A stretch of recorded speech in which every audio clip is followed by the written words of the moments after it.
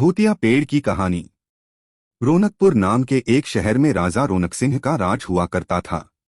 वो हमेशा अपनी प्रजा के हित में कार्य किया करते थे। वहां की प्रजा बहुत खुश रहती थी। एक दिन गिद्ध आकाश में भूतिया पेड़ के बीज लेकर उड़ रहा था।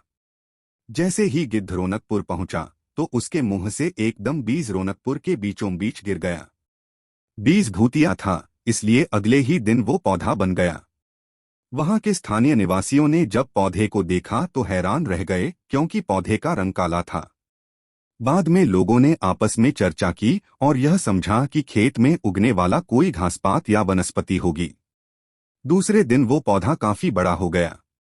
लोगों को और ज्यादा दुविधा हुई कि एक ही दिन में ये पौधा इतना बड़ा कैसे हो गया।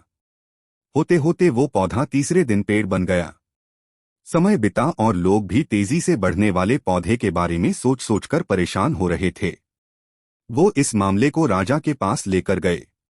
ऐसे जादुई पौधे का पता चलते ही राजा तुरंत उस जगह पर पहुंच गए। राजा को जैसे ही पता चला कि एक काले रंग का पौधा 3 दिन में पेड़ बना है, तो वो भी उस पेड़ को हैरानी से देखने लगे। राजा उस पेड़ के पास चौथे दिन पहुंचे थे और तब तक पेड़ और बड़ा हो चुका था। वो इतनी तेजी से फैला था कि किसी को यकीन ही नहीं हो रहा था।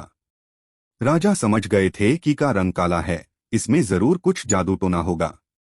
इसी सोच के साथ राजा ने घोषणा कर दी कि जो भी इस पेड़ को खत्म करेगा उसे वो इनाम के तौर पर 1000 सोने के सिक्के देंगे। यही नहीं, राजा ने यहाँ तक कहा कि पेड़ को खत्म करने वाला व्यक्ति मेरी मृत्यु के बाद मेरी राजगद्दी पाने का हकदार भी बनेगा।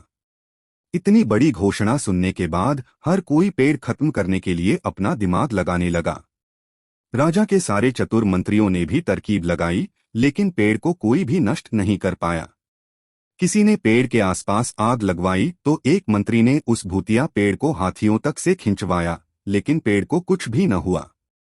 अब लोगों के मन में डर बैठ गया और उन्हें लगा कि पक्का यह ऐसा वैसा नहीं बल्कि भूतिया पेड़ है। तभी उस गांव के एक समझदार व्यक्ति को राजा की घोषणा का पता लगा।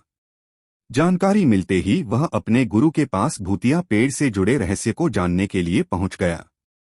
गुरुजी ने अपनी ध्यान की शक्ति को एकत्र करके देखा और उससे पूछा, क्या तुम पेड़ को खत्म करना चाहते हो? समझदार व्यक्ति ने जवाब दिया, हाँ गुरुजी। सब उससे परेशान हैं। गुरुजी ने बताया कि उसे खत्म करने का एक ही तरीका है। इसके लिए तुम्हें उस पेड़ के आसपास नमक डालना होगा।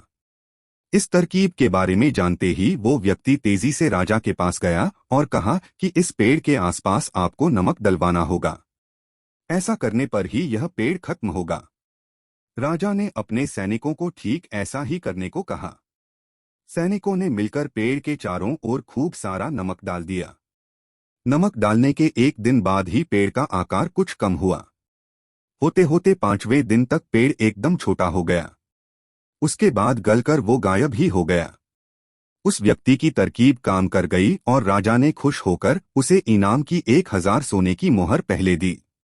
उसके बाद एक पत्र दिया जिसमें लिखा था कि वो राजा के मरने के बाद उनकी गद्दी को संभालेगा।